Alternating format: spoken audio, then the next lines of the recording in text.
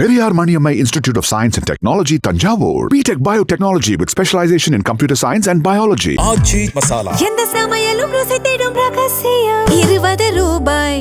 நக்கீரன் நேயர்களுக்கு வணக்கம். இன்று நம்முடன் கருத்துக்களை பகிர்ந்து கொள்ள இணைந்திருக்கிறார் புரட்சி அதிமுகவின் முதன்மை செயலாளர் புகழேந்தி அவர்கள். வணக்கம் சார்.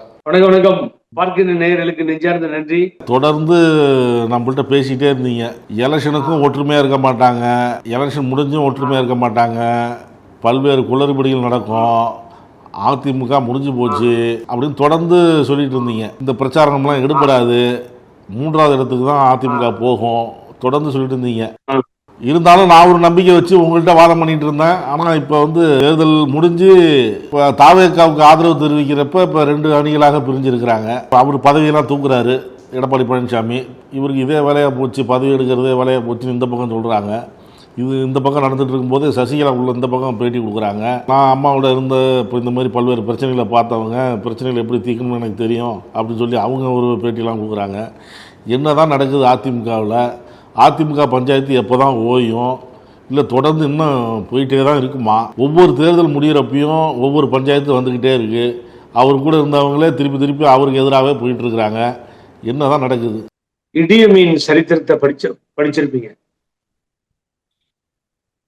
அந்த மாதிரி என்ன எது நடந்தாலும் சரி, உலகமே அழிஞ்சாலும் சரி, நம்ம பதவியில் இருக்கணும், அதிகாரத்தில் இருக்கணும்.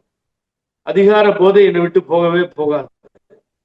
அதனால எவன் என்ன சொன்னாலும் சரி, கூட இருக்கவன் யாரா இருந்தாலும் சரி, நம்மள ஒரு நேரத்துல காப்பாத்தி பக்கத்துல நின்று எல்லாம் பண்ண வேலுமணியா இருந்தாலும் சரி, எல்லாத்துக்கும் சப்பக்கட்டு கட்ட சி.வி. சண்முகமா இருந்தாலும் சரி, யாரா இருந்தாலும் சரி, நான் சசிகலா கால் கிடைச்சது விழுந்தேன், போய் காலில் விழுந்தேன். ஆனா இப்போ ஸ்டாலின் கால் கிடைக்கல, முன்னாள் முதல்வர் கால். அதனால அது நான் எப்படியாவது அதிகாரத்துக்கு வரணும்னு நினைச்ச முடியல. ஆகவே நான் எல்லா தகராறும் பண்ணுவேன்னு இப்போ நம்ம எதிர்பார்த்தபடி பேசியபடி. நீங்க தான் இந்த கேள்வியெல்லாம் கேட்டீங்க, தப்பிக்காதீங்க. இது மாதிரி என்ன சார் இருக்கும் தேர்தல் நேரத்தில், அதுக்கு பிறகு ஒழுங்கா இருப்பாரா இவரு? அந்த கேள்வி எழுப்பியதே ராஜவேலு தான். நான் தான் பதில் சொன்னேன். நான் சொன்னது நடந்ததாக நாடு முழுவதும் அதை பாராட்டுகிறார்கள். நீங்க நம்புறீங்களோ இல்லையோ, கரெக்டா சொன்னாரு. 3வது இடத்துக்கு போகும், இது உருப்படாது இந்த தலைமைன்னு. ஒரு தலைமை தொடர்ந்து தோல்விகளை சந்திக்கிறது.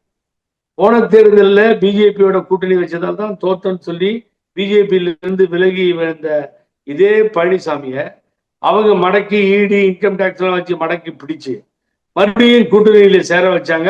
வேற வழி இல்லாம அந்த அடிமை போய் சேர்ந்துருச்சு. அடிமை சேர்ந்த பின்னாடி என்னாச்சு? மறுபடியும் அதே தோல்வி. 3வது இடத்துக்கு போயாச்சு. ஏங்க, எத்தனை தொகுதி நீங்க டெபாசிட் போகும்?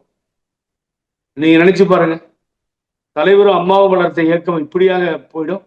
எல்லா இடத்துலையும் டெபாசிட் போய் கேவலமாகி போச்சுங்க. சொன்னாங்க அடிக்கடி, நான் டெபாசிட் போக போதிருந்தால் தலைமை இருந்தான்னு சொல்லி. ஆகவே ஒரு சிறந்த மாலுமி இல்லை, கப்பல் கவிடதான் செய்யும். ஆகவே அப்படிப்பட்ட ஒரு சூழ்நிலை இப்பொழுது ஏற்பட்டு விட்டது. நல்ல டிரைவர் இல்லைன்னா போய் ஆக்சிடென்ட் ஆகும்னு பண்ருட்டியார் சொல்லுவார், அது மாதிரி. ஆகவே இப்படிப்பட்டவர் தூக்கி எறியப்பட வேண்டும் என்பது ஞானோதயம் இப்பதான் பிறந்திருக்கு. யாருக்கு? வேலுமணிக்கும் தங்கமணிக்கும். அது எந்த எக்ஸ்ட்ரீமுக்கு போயிருக்குன்னு கேட்டீங்கன்னா, சத்தியம் பண்றாரு. அவரை சத்தியம் பண்ண சொல்லுங்க, அவங்களுக்கு பசங்க இருக்கு, குழந்தை இருக்கு, குட்டி இருக்குங்கிறாரு. குழந்தை இருக்கிற கதை ஒருத்தருக்கு தான் கேள்வி போட்டான். இப்ப குழந்தை வரைக்கும் போயிடுச்சு. அது எந்த குழந்தைன்னு எனக்கு தெரியல. எல்லாம் பெரிய பெரிய பசங்களா தான் இருக்கானுங்க. ஆகவே இது என்னன்னு புரியல. இப்ப என்ன பிரச்சனைனா, இதே சட்டமன்றம் இன்று அமர்ந்திருக்கின்ற சபாநாயகர் என்னுடைய உடன்பிரபா சகோதரர் ஜே.சி.டி. பிரபாகரன் பழகுவதற்கும் மற்றபடி எந்த அரசியல் நிகழ்வுகளுக்கும் ஒரு தலை சிறந்த ஒரு தலைவராக கூட பார்க்கக்கூடிய அளவிற்கு வளர்ந்து நிற்பவர். ஆகவே எல்லாம் ஒன்னாதான் பயணம் செய்தோம். அவரு தாவேக்கா போகும்பொழுது அழைத்தார். நான் அப்பொழுது கொஞ்சம் தடுமாறிட்டேன்னு கூட சொல்லலாம், போகல. ஆகவே சென்றவர் வென்றார். இன்றைய தினம் சபாநாயகராக அமர்ந்திருக்கிறார். நேற்றைய தினம் வேலுமணி பேசும்போது சொல்றார் ராஜவேலு, அப்பயே சொன்னார் ஜே.சி.டி. பிரபாகரன் எவ்வளவு அட்வைஸ் பண்ணாரு, எல்லாம் ஒன்னா போயிடலான்னு சொன்னார். கேட்கல மாத்திரம் இல்லை, ஒரு ரிசப்ஷன் நிகழ்ச்சியில பக்கத்துல போய் உட்காந்து நான் உட்காந்துருக்க எதிரில் திடீர்னு எடப்பாடி உள்ள வந்துட்டாரு. எனக்கு எடப்பாடி பழனிசாமிக்கு ஆகாதுன்னு தெரியும். அவன் கூட இருக்கவன் விட்டு அடிச்சிருவான், என்ன என் கூட இருக்கவங்க கலாட்டா போயிடுவான். அந்த மாதிரி சூழ்நிலை. சரி, ஒரு கல்யாண ஃபங்க்ஷன்ல இருக்கான். ஆனா ஜெய்சிடி பிரபாகர் எல்லாத்தையும் மறந்துட்டு அவர் ஒரு இப்போ பொதுச் செயலாளர் சொல்லிட்டு இருக்காருன்னா, நான் ஒரு விஷ் பண்ணிட்டு வரட்டுமான்னு கேட்டார். ஆனா உங்க இஷ்டம், தயவு செஞ்சு போங்க. அவர் போய் அவர் வணக்கம் செலுத்துறார், பக்கத்தில் நிற்கிறார். ஒரு பண்பாடுலாம் கொடுத்து ஒரு அன்போட பேசவே இல்லை. அப்படின்னு பார்த்தவர் அப்படி பண்ணிட்டாரு. அவரு திரும்பி வந்து என்ன எப்படி இருக்காருனாரு. என் உயிரே போனாலும் அந்த ஆளை பார்க்கவும் மாட்டான், பக்கத்துல வரவே மாட்டேன்னு சொன்னேன். ஆனா இன்னைக்கு கால சக்கரம் சுழண்டது. அவர் மேலே அமர்ந்திருக்க அவரது பெயரை கூட சொல்ல தகுதி இல்லாத மனிதனாக மாண்புமிகு சபாநாயகர்னு சொல்றேன். ஏன்னா அவரை பேரை சொல்லல, உன்னால சொல்ல முடியாது, அந்த தகுதியை இழந்து விட்டாங்க. ஆகவே அப்படிப்பட்ட ஒரு சூழ்நிலையை ஏற்படுத்தி கொண்டு உடனிருந்த இந்த வேலுமணி தான் எல்லாத்துக்கும் டைரக்டர், ப்ரொடியூசர் வந்து தங்கமணி, இவர் தான் ஹீரோ. இப்படிதான் போச்சு. நடுவில் கருத்துக்களை சொல்றவரு சி.வி. சண்முகம். நான் என்ன கேட்கிறேன், 108 இடங்களை ஒருவர் பெற்றுவிட்டார். இந்த நாட்டினுடைய முன்னாள் முதல்வர் சொல்லுகிறார், கவர்னர் அழைக்கப்பட வேண்டும், உடனே கூப்பிடணும் கவர்னர், நான் தொந்தரவு பண்ண மாட்டேன்றாரு. திமுக தான் சப்போர்ட் இப்போ பண்ணிச்சு. அது எவிடன்ஸோட நிரூபிக்கப்பட்டிருக்கிறது. எப்படின்னு கேட்டீங்கன்னா, இந்த ஆளுநரை 3 தடவை இழுக்கடிச்சாரு இன்றைய முதல்வரை. ஆளுநரை பார்க்கறது கஷ்டமா இருந்தது. அது யாரு சிபாரிசு பண்ணாங்களோ தெரியாது. இந்த டிடிவி சம்பந்தமே இல்லாம இந்த எலெக்ஷன் நேரத்துல சொன்னாரு விஜய், இந்த நாட்டினுடைய முதல்வர், யோ எனக்கு திமுக தான் போட்டி, நீ எங்க கச்ச கச்சன்னு உள்ள வந்து ஏயா தொந்தரவு பண்ற என்ன அப்படின்னு சொன்னாரு. இந்த டிடிவி தினகரன் அங்க போய் கவர்னர்கிட்ட போய் ஆளுநர்கிட்ட போய் ஒரு லெட்டர் கொடுக்குறாரு. நல்லா கவனிங்க. அந்த லெட்டர் காமராஜ் உடைய லெட்டர். கட்சியிலிருந்து நீக்கப்பட்ட காமராஜ், இப்பொழுது தாவேக்காவிற்கு ஆதரவாக வாக்களித்த காமராஜ், நம்பிக்கையில்லா ஓட்டு தீர்மானம் கொண்டு வந்ததில் அந்த காமராஜ் காணாம போயிட்டாருன்றார். நான் உடனே பிரஸ்ல உட்காந்து ரிலீஸ் பண்ண, நீங்க பார்த்துருப்பீங்க. காமராஜ் வந்து என்கிட்ட சொல்லிட்டார் அப்பயே தாவேக்காக்கு போறேன்னு சொல்லி. 2வது இன்னொரு செல்ல இருந்து வரேன்னு சொல்லி அந்த லைனை கட் பண்ணிட்டார். இந்த தினகரன் சொல்லும் பொழுது நீங்க நம்ப மாட்டீங்க, அந்த போனை ரிங் பண்ற, காமராஜ் போன் ரிங் ஆகுது, ரெக்கார்ட் பண்ணி வச்சுட்டேன். ஆகவே அந்த லெட்டரை கொண்டு போய் கொடுத்து எங்க அப்பா குதிரைக்குள்ள இல்லைன்னு சொல்லி இந்த நாட்டினுடைய சட்டமன்ற தலைவராகவும் மறுபடி முதலமைச்சராகவும் வருவதற்காக நாங்கள் கவர்னருக்கு கடிதம் எழுதி, நீ யார் எழுதுறதுக்கு? கூட்டணி கட்சியா இல்லையா? அப்ப நீ யார் எழுதுறதுக்கு?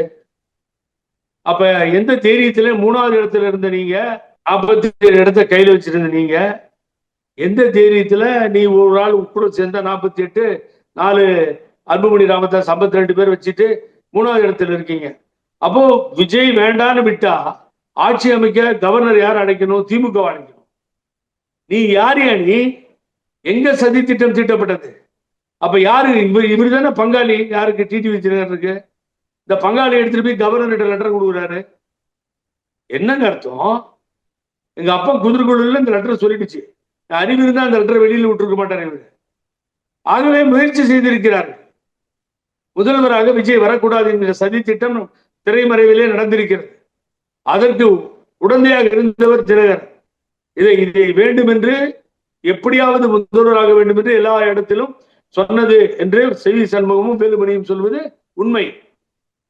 ஆகவே இப்ப வேலுமணிக்கும் சி.வி. சண்முகத்துக்கும் இந்த அரசை ஆதரித்து வாக்களித்ததால் மந்திரி ஆகலான்னு ஒரு எண்ணம் இருக்கும் ராஜவேலு. அமைச்சர் கொடுத்துருவாங்கன்னு நான் நம்புகிறேன். அதை இந்த முதலமைச்சர் செய்ய மாட்டார். ஏன்னு கேட்டீங்கன்னா, கொள்கை எதிரி பிஜேபின்னு சொல்லி எதிர்த்து வந்தவர். ஆகவே நீங்கள் ஆதரவு கொடுத்திருக்கலாம். இந்த ஒரு கால் யாராவது இப்படி விலகி இந்த ஆட்சி விடுற மாதிரி இருந்தா காப்பாத்த நீங்கள் முயற்சிகள் எடுத்திருக்கலாம். அதற்காக போய் சேர்ந்திருக்கலாம். அப்படிலாம் வச்சுக்கிட்டு நியாயம்தான். ஆனா அதற்காக நீங்கள் மக்கள் மத்தியிலே கெட்ட பேர் வந்து விடும். ஆட்சி அதிகாரத்திலே போய் மந்திரி ஆகிறன்னு போனீங்கன்னா அசிங்கமாயிடும். அதை சேர்க்க மாட்டார் விஜய். வேணா மனோஜ் பாண்டியன், வைத்திலிங்கம், அப்புறம் யாரோ ராஜினாமா பண்ணிட்டு உள்ள வந்தாங்க பாருங்க, OPS, அதே போல வேணா ராஜினாமா பண்ணிட்டு அந்த கட்சியில் வேண்டுமானாலும் இவர் நின்று கொள்ளலாம். இவர்கள் எல்லாம் நீங்க பழனிசாமி தூக்கி வெளியில இருந்தீங்கன்னாவே ஆட்டோமேட்டிக்கா எல்லாத்துக்கும் வழி பிறந்துடும். அதை செய்துவிட்டு கட்சியை காப்பாற்ற வேண்டும் என்பதுதான். இந்த விஷயத்துல திமுக வந்து அதை மறுத்திருக்குல்ல. ஆர்எஸ் பாரதி, இப்போ கனிமொழி அவர்கள்லாம், டி.கே. சுலங்கவன் எல்லாமே மறுத்திருக்கிறாங்கல்ல. உண்மை. திருமதி கனிமொழி அவர்கள் வெரி கிளியரா நாங்க அப்படிலாம் அந்த விதத்தெல்லாம் நாங்க நடந்துக்கலன்னு சொல்லிட்டாங்க. ஒரு தடவை தலைவர் எடுக்கின்ற முடிவுக்கு கட்டுப்பட வேண்டும்னு அந்த கட்சியில சொன்னாங்க. இவர் வந்து டி.கே. சிலங்கவனும் யாரோ சொன்னாங்க. அப்புறம் அதை மாத்தி கிடையாது, இதெல்லாம் வதந்திகள், நம்பாதீங்கன்னு சொல்லிட்டாங்க. அவங்க கொஞ்சம் எச்சரிக்கையா இருந்துட்டாங்க. காலை பிடிக்கிறது தொழில் தானே ராஜவேலு, காலை பிடிச்சி பிச்சை போடுன்னு கேட்குறோம். அதுக்கு கால் கிடைக்கல. ஸ்டாலின் கால் அலைஞ்சு பார்த்துருப்பாரு, மு.க. ஸ்டாலின் கால் கிடைக்குதான்னு. ஆகவே அரசியலில் தூக்கி எறியப்பட வேண்டிய மனிதர்னு சொன்னேன். இன்னைக்கு அசம்பிளியில் என்ன நடந்தது? அன்னைக்கு ஓபிஎஸ் பேசுவதற்கு அப்பாவை அனுமதித்தார். ஐயா, அது முன்னாள் முதல்வர் பேசுங்கன்னாரு. நீ அதிமுக கிடையாது, இந்த ஆளுக்கு அதிமுக சம்பந்தம் கிடையாது, இருந்தாலும் சவுத் ஆப்பிரிக்கால இருந்து வந்திருக்காரு, அவர் எப்படி நீங்க உள்ள விடுவீங்க? நீங்க எப்படி பேச சொல்லுவீங்க? அதிமுக நாங்க தான் அதிகாரம் படைத்தவர்கள். இன்னைக்கு இந்த சபாநாயகர் வேலுமணியை பேச வச்சுட்டாரு. கையை தூரிங்களா பேசுங்கன்ட்டாரு. என்னுடைய அதிகாரம், டிஸ்கஷன் பவர், யார் வேணாலும் பேச சொல்லுவேன்ட்டாரு. ஒரு ஃபர்ஸ்ட் சீன் அரங்கேற்றுச்சா? ரெண்டாவது தனித்தனியா பேட்டி கொடுத்து வசதி மாதிரி பொழிய ஆரம்பிச்சிட்டாங்களா? மூணாவது ஒரு சீன் இருக்கு ராஜவேலு. பொதுக்குழு கூடும். பொதுக்குழுவை சி.வி. சண்முகம் கூட்டுவார். அவருக்கு கொஞ்சம் சட்டம் தெரியும், சட்ட மேதாவி அவர், கூட்டுவாரு. இவங்கெல்லாம் அங்க உள்ள வருவாங்க. பாட்டில் அடிச்சாங்கல்ல, இப்ப செருப்பு கூட பறக்கும். எல்லாரும் 2 பேரும் 2 அணியும் அடிச்சுக்குவாங்க. அடுத்தது கோர்ட்டுக்கு போவாங்க. நான் தான் உண்மையான அதிமுக அதிகமான எண்ணிக்கையில் இருக்குன்னு சொல்லி வேலுமணி கிளைம் பண்ணுவார். அடுத்து பழனிசாமி அதிகார போதையில இல்ல இப்ப இருக்கா, இல்ல நான் தான் பொதுச் செயலாளர் இருக்கேன், அது ஒண்ணுமே பண்ணக்கூடாதுன்னு. எலெக்ஷன் கமிஷன் ஏற்கனவே பல ப்ராப்ளங்கள் இருக்கு, உங்களுக்கு எனக்கு தான் தெரியாத பேசியிருக்கோம். சுப்பிரமணியம் அமர்வு தீர்ப்பு சொல்லி அது பெண்டிங்ல விசாரணை செய்யாமல் கடப்பில் போட்டிருக்கிறது. என் கண்டெம்ட் பெட்டிஷன் இருக்கு. வாங்க ராஜாவா, எல்லாரும் வாங்க, நம்ம எலெக்ஷன் கமிஷன்லயும் சந்திப்போம், கோர்ட்லயும் சந்திப்போம். ஒரு விஷயம் சொல்றேன், எடப்பாடி பழனிசாமியை பொதுக்குழுவை கூட்டி தூக்கி எறியப்பட்டார், நம்பிக்கை இல்லாமல் வெளியேற்றினார்கள். ஓபிஎஸ் எப்படி அனுபவிச்சாரோ, இதே கே.சி.டி. பிரபாகர் அந்த மேடையில் எப்படி நின்று கத்தனாரோ, அந்த நிலை ஏற்பட்டு பழனிசாமி வெளியிலே தூக்கி எறியப்பட்டால் அதிமுக காப்பாற்றப்படும்.